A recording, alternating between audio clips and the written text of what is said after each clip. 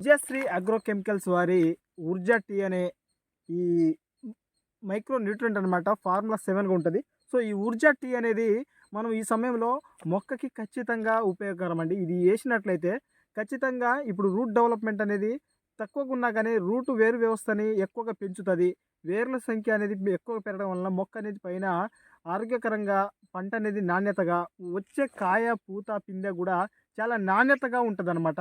So మనము గతంలో స్వర్ణఫల్ వాడాము. స్వర్ణఫల్‌తో దాంతోపాటు ఇంకా అడ్వాన్స్‌డ్‌గా వీళ్ళొచ్చేసి ఊర్జా టీని తీసుకురావడం జరిగిందనమాట మార్కెట్‌లో. సో ఎకరాకి 10 కేజీలండి ఇది ఏసుకోవాల్సింది.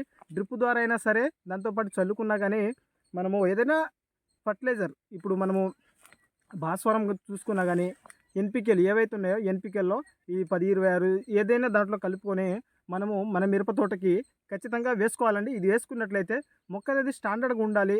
దాంతోపాటు మంచి గ్రీనిష్ గ్రోతింగు వేసుకోవడం వల్ల మనకు జింకు, ఐరను, మ్యాంగనీసు ఇంకా దీంట్లో సూక్ష్మ పోషకాలైనటువంటి ఈ సల్ఫర్ కూడా ఉండడం వలన మనకు మొక్క అనేది స్ట్రాంగ్‌గా ఉండడము, దాంతోపాటు పూత పిందె డ్రాపింగ్‌ని ఆపడము, పూత నిలబడ్డము, మొక్క మంచి ఏపుగా పెరుక్కుంటూ రావడము, దాంతోపాటు మొక్కలు గ్రీనిష్‌గా రావాలంటే, మంచి షైనింగు నాణ్యతగా రావాలంటే ఖచ్చితంగా మీరు సాయిల్ అప్లికేషన్ ద్వారా మనము ఎకరాకి 10 కేజీలు ఇంకా సింగిల్‌గా వేయాలనుకుంటే సింగిల్‌గా కూడా వేసుకోవచ్చు.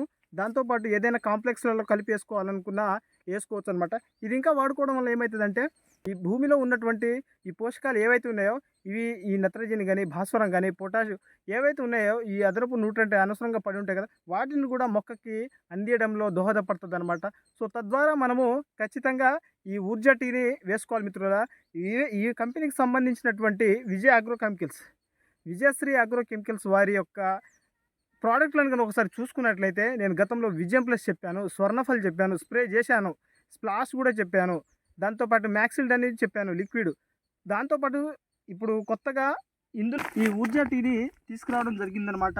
సో చూసుకోవచ్చు మిత్రులారా, 10 కేజీలు మనం వచ్చేసి దీంట్లో యూరియాలో కలిపి వేయడం జరుగుతుందనమాట.